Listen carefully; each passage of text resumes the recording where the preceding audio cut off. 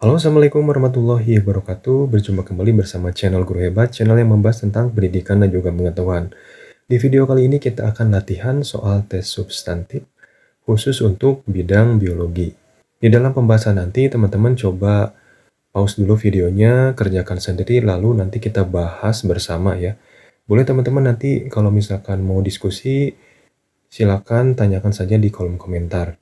Di dalam video ini akan ada 20 soal dan pembahasan terkait persiapan tes substantif bidang biologi. Bagi teman-teman yang baru menemukan channel ini, silakan di-subscribe, di-like, dan di-komen agar membantu channel ini semakin berkembang. Langsung kita latihan ke soal nomor 1 ya. Baik, kita ke latihan soal nomor 1. Kontribusi biologi dalam pemecahan masalah pangan antara lain dapat dilakukan melalui teknik poliploidisasi. Menggunakan kolkisin untuk menghasilkan tanaman pangan unggul dengan produktivitas tinggi. Penelitian untuk tujuan tersebut dilakukan terhadap objek tumbuhan dengan melibatkan perpaduan cabang ilmu biologi apa? Nah, coba teman-teman jawab dan pause dulu videonya ya. Oke, kalau sudah ada jawabannya kita bahas bersama. Jadi teman-teman untuk soal nomor 1 ini tentang teknik poliploidisasi. Teknik ini merupakan teknik untuk menambah jumlah kromosom. Jadi contohnya misalkan ada makhluk hidup yang kromosomnya 2N, kita ubah jadi 3N. Ini biasanya diaplikasikan di bidang pertanian. Misalkan kita temukan buah yang ukurannya besar ya, ataupun buah tanpa biji. Jadi intinya perubahan struktur kromosom ini untuk menciptakan hasil yang unggul dan juga produktivitasnya tinggi ya. Pada teknik ini digunakan kolkisin teman-teman. Jadi senyawa kimia ini berfungsi untuk menghambat kerja dari benang spindel pada anafase ya, pembelahan sel. Sehingga untuk jawaban nomor 1 ini pastinya yang A.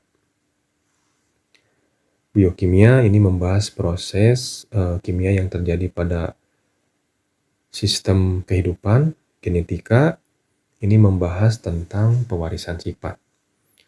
Oke, ini nomor 1 sudah jelas ya. Kita langsung ke nomor 2.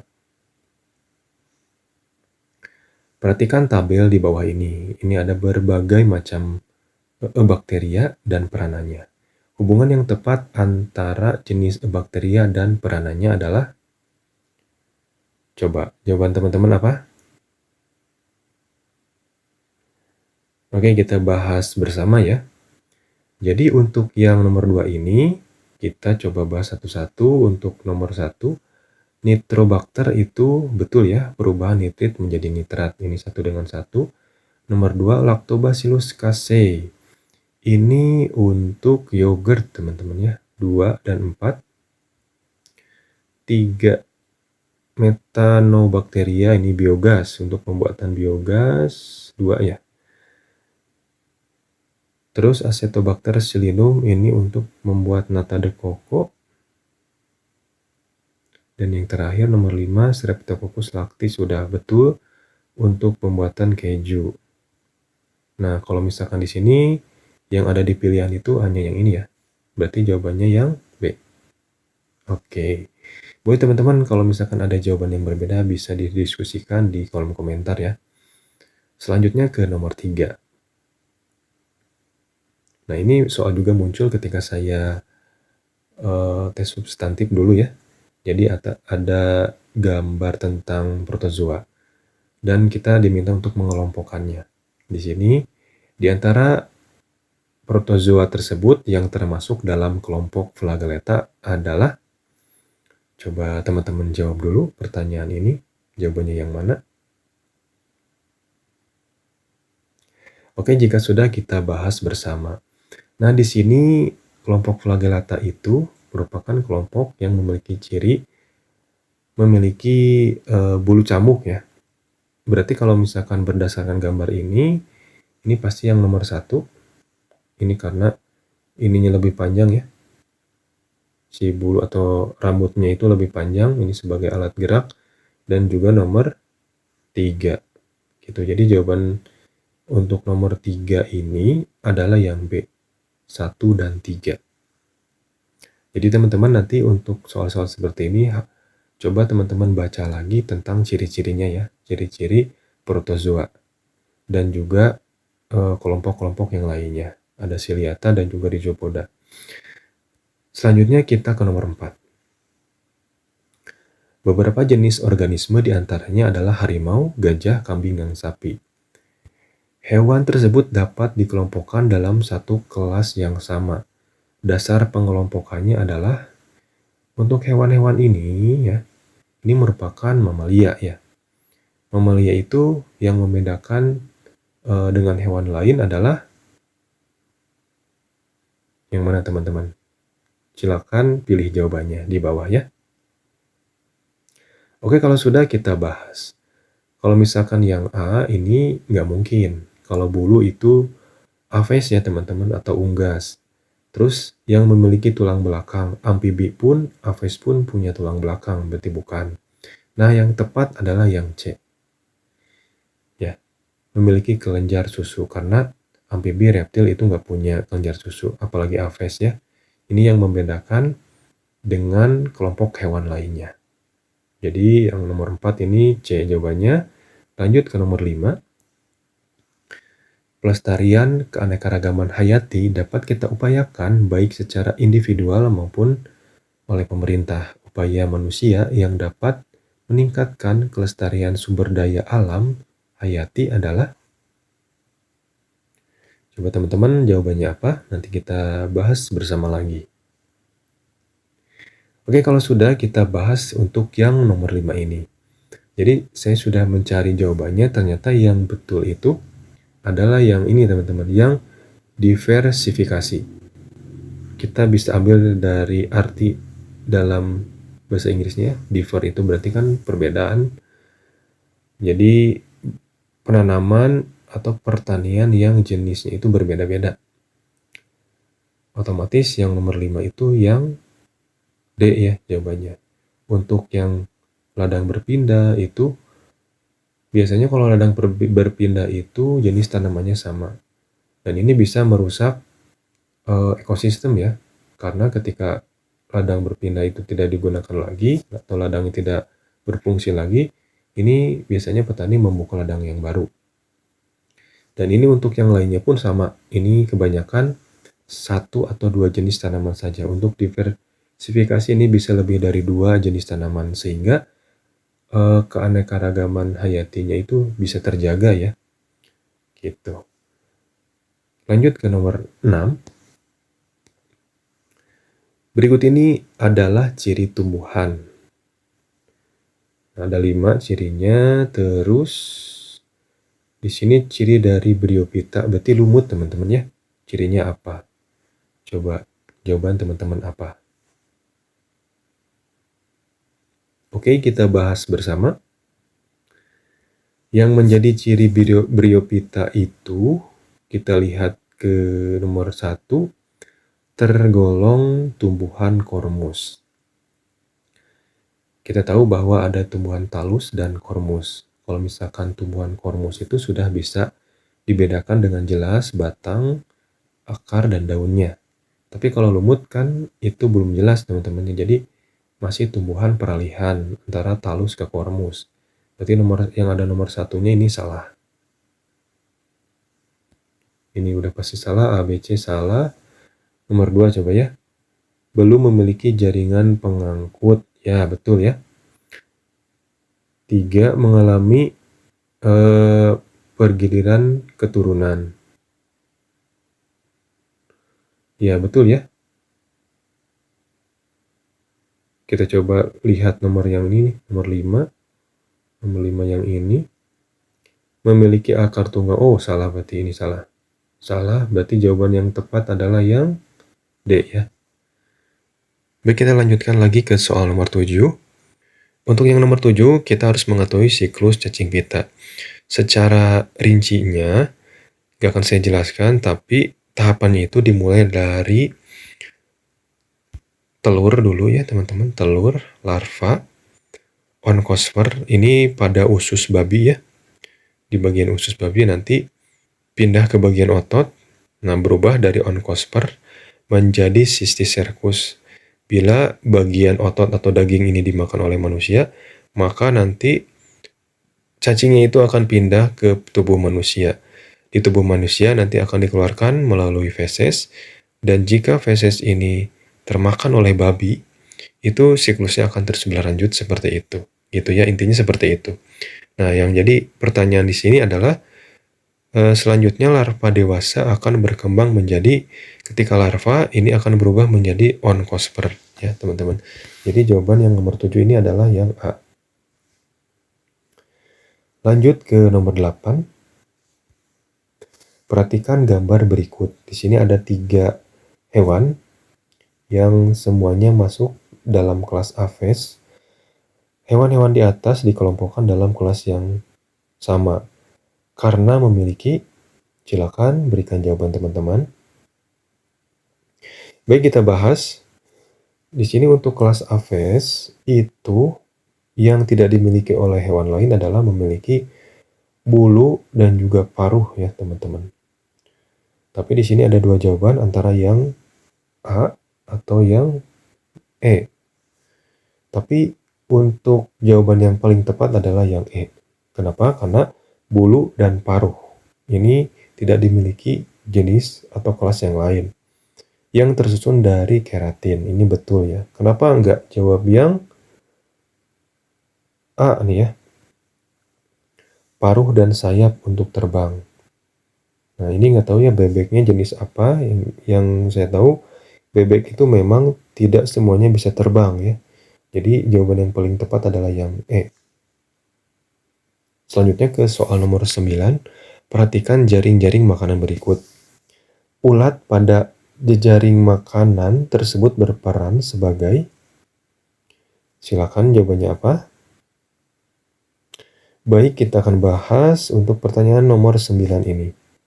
Jadi untuk ulat itu di sini posisinya ada di sini ya. Ini tumbuhan sebagai produsen karena ulat sebagai pemakan, hewan pemakan pertama. Ini berarti ada di posisi konsumen pertama, teman-teman. Udah jelas ya ini ya. Ini jawabannya yang B.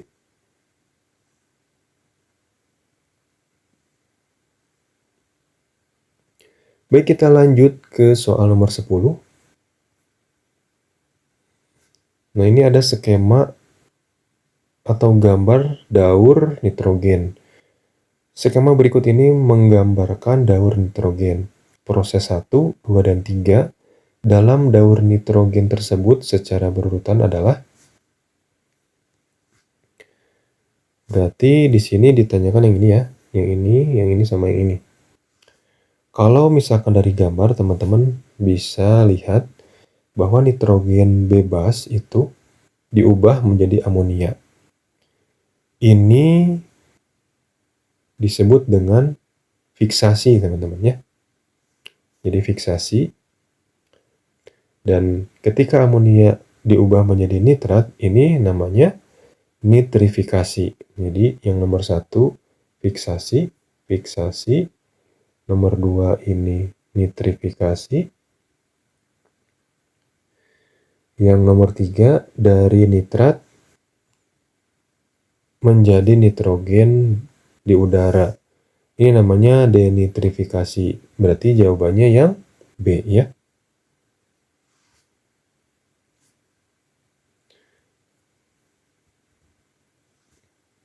Baik, kita ke nomor 11. Pembakaran bahan bakar fosil untuk berbagai kepentingan ternyata dapat menyebabkan terjadinya pencemaran lingkungan yang serius. Karena, silakan jawabannya apa? Baik, kita bahas ya teman-teman. Di sini yang perlu digarisbawahi adalah bahan bakar fosil. Bahan bakar fosil ini akan menghasilkan gas buang, yaitu karbon ya. Jadi, karbon ini akan menyebabkan yang namanya pemanasan global. Otomatis jawabannya yang C ya. Kita lanjutkan ke nomor 12. Pada nomor 12 ini disajikan sebuah model percobaan osmosis. Yang mana di sini ada penjelasan, ada X, Y, dan Z. Uji coba ini digunakan pada sel tumbuhan. Pernyataan yang benar dari hasil percobaan di atas adalah, coba jawaban teman-teman apa kira-kira ya? Kita bahas ke pilihan yang A. Kita perbesar dulu ya. Nah, di sini pilihan A itu percobaan X, larutan hipotonis, terjadi pembengkakan sel. Nah, kalau dilihat dari gambar di sini pada percobaan yang X ini, selnya itu tidak terjadi apa-apa ya, tetap bentuknya seperti itu. Dan tidak ada panah apapun. Berarti larutan X itu harusnya isotonis. Ya, di larutannya isotonis. Otomatis yang A ini salah. Yang B, Y larutan isotonis, terjadi plasmolisis. Salah ya. Yang isotonis itu yang X. Kalau yang Y itu karena ada panah ke dalam, berarti ada cairan yang masuk. Berarti kondisi larutannya itu hipo dan kondisi selnya hiper ya, larutannya pekat. Sehingga air yang ada di luar masuk ke dalam sel gitu ya. Terus yang C, larutan hipertonis, Z ya. Z larutan hipertonis, terjadi plasmolisis. Plasmolisis itu isi selnya keluar karena perbedaan tingkat larutan ya. Kita lihat yang Z ini ada panah keluar teman-teman. Panah keluar ya. Berarti yang di dalam selnya itu adalah hipo ya. Hipo yang di luarnya adalah hiper. Berarti betul ya. Percobaan Z itu hipertonis. Dan ketika zat di luar hipertonis, maka zat yang di dalam otomatis akan ikut keluar. Sehingga terjadi proses yang namanya plasmolisis. Berarti jawabannya ini sudah pasti yang C, teman-teman. Oke. Kita lanjutkan ke pertanyaan nomor 13. Nah, ini ada juga di tes kemarin ya, ketika saya ada gambar tentang organel dan fungsinya. Nomor 13, perhatikan gambar sel hewan berikut. Organel G berfungsi untuk, kita lihat ini organel G. Oh, ini awas teman-teman terkecoh ya, terkait organel-organelnya dan posisinya. Biasanya kadang itu yang G tertukar sama yang ini ya. Jadi RE sama Golgi itu berbeda. Kalau misalkan RE itu lebih dekat ke inti ya. Kalau Golgi itu terlepas ya dari inti. Jadi ada jarak space sedikit itu. Sehingga yang G ini adalah badan Golgi. Dan untuk fungsi dari badan Golgi adalah kira-kira apa teman-teman? Oke, kita bahas ya. Jadi fungsi dari badan Golgi atau organel G itu adalah sekresi zat. Jadi jawabannya yang A. Lanjut ke soal nomor 14.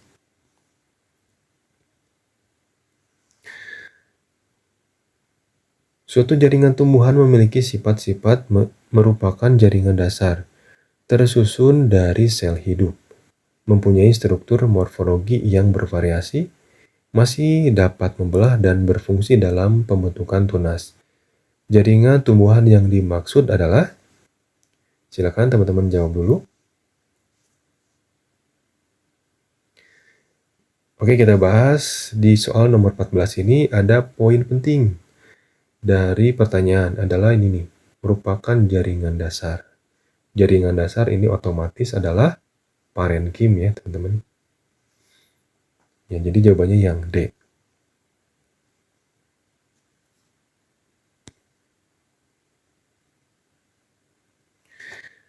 Kita ke soal nomor 15. Perhatikan mekanisme kontraksi otot berikut. Pada tabel berikut, manakah keadaan aktomiosin zona Z dan zona H yang menunjukkan terjadinya mekanisme kontraksi otot? Baik, kita bahas tentang soal nomor 15. Yang perlu teman-teman tahu, ketika kontraksi otot itu konsep dasarnya miosin menarik aktin ya. Otomatis kalau misalkan miosin yang menarik aktin, bila digambarkan di sini miosin itu yang bentuknya seperti sisir, yang ini namanya aktin, teman-teman ya, yang gak ada garis nih. Ini ya. Nah, ini adalah aktin. Jadi miosin akan menarik aktin, otomatis zona H akan memendek ya atau menyempit, dan zona Z akan memanjang. Otomatis nanti jawabannya itu antara yang ini ya, A sama B.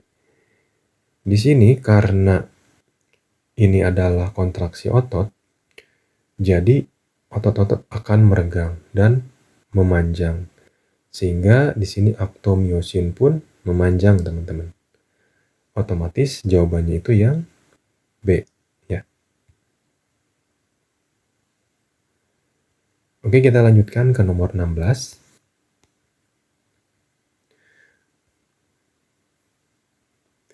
Wajah Mary selalu terlihat pucat, tubuhnya lesu dan hasil uji laboratorium, darahnya menunjukkan leukositnya di atas normal, sedangkan sel darah merahnya sangat rendah. Mary diduga menderita. Kalau misalkan situasinya seperti ini, kita lihat ke jawabannya. Dan coba teman-teman jawab dulu ya. Baik, kita bahas. Oke, kita ke pembahasan nomor 16. Jika kita lihat yang anemia, ini adalah kekurangan sel darah merah. Leukemia itu kelebihan sel darah putih. Sehingga nanti sel darah putihnya itu memakan sel darah merah atau biasa disebut dengan kanker darah. Terus ada hipotensi, ini tekanan darah rendah. Terus yang D-nya ini embolus, merupakan penyumbatan pembuluh darah. Hemofilia, ini darahnya sukar membeku. Jadi sebetulnya untuk jawaban yang paling tepat untuk nomor 16 ini adalah yang B, teman-teman ya. Karena di sini dituliskan bahwa menunjukkan leukositnya di atas normal ya. Jadi jawabannya yang B, teman-teman. Soal nomor 17, berikut ini adalah reaksi enzimatis di dalam sistem pencernaan manusia. Ada 1, 2, 3, 4, 5. Reaksi enzimatis yang terjadi di mulut dan lambung secara berurutan adalah, silakan jawaban teman-teman apa, nanti kita bahas bersama lagi ya untuk nomor 17 ini. Baik, kita akan bahas soal nomor 17. Di sini pertanyaannya itu enzimatis pada bagian mulut dan juga lambung. Kita tahu bahwa di mulut ada enzim petialin atau amilase, dan di lambung ada renin dan juga pepsin. Nah, antara A sama B. Nomor 1 dan nomor 3, teman-teman ya. Nomor 1 dan nomor 3. Jadi amilase dan juga pepsin yang ada di bagian mulut dan juga lambung. Selanjutnya kita lanjutkan ke nomor 18. Kita ke nomor 18, perhatikan data volume udara pernapasan berikut. Di sini ada tabel dan dijelaskan bahwa ada keterangan volume paru-paru dan juga kapasitasnya. Berdasarkan data tersebut, kapasitas vital paru-paru adalah, coba teman-teman jawabannya yang mana? Baik, kita bahas bersama. Jadi yang perlu teman-teman tahu untuk kapasitas vital itu adalah volume tidal, volume cadangan, inspirasi dan ekspirasi itu dijumlahkan, kecuali volume residu atau udara sisa ya, itu yang tidak bisa dikeluarkan dari paru-paru kita. Jadi otomatis 1500 tambah 1500, 3000 tambah 500, berarti 3500. Nih yang D ya jawabannya, udah jelas. Nomor 19. Nah, ini contoh soal kasus seperti ini banyak, teman-teman ya. Perhatikan gambar di bawah ini. Seorang siswa melakukan praktikum dengan menguji 5 cc urin. Urin diuji dengan 3 reagen, Biuret, Lugol, dan Benedict. Hasil uji dengan Biuret, urin berubah warna menjadi ungu. Berdasarkan hasil pengujian tersebut, bagian nefron yang terganggu adalah, kita tahu bahwa Biuret itu fungsinya untuk mengetahui ada tidaknya protein ya pada suatu zat tertentu. Karena urinnya itu bereaksi pada reagen Biuret, sehingga Biuretnya itu menjadi ungu ketika diteteskan kepada urin, berarti kerusakannya ada di bagian nomor 1. Ini merupakan glomerulus ya, di mana fungsi dari glomerulus ini untuk menyaring protein dan juga darah agar tidak keluar melalui urin ya yang kita keluarkan. Sehingga untuk 19 ini jawabannya yang A.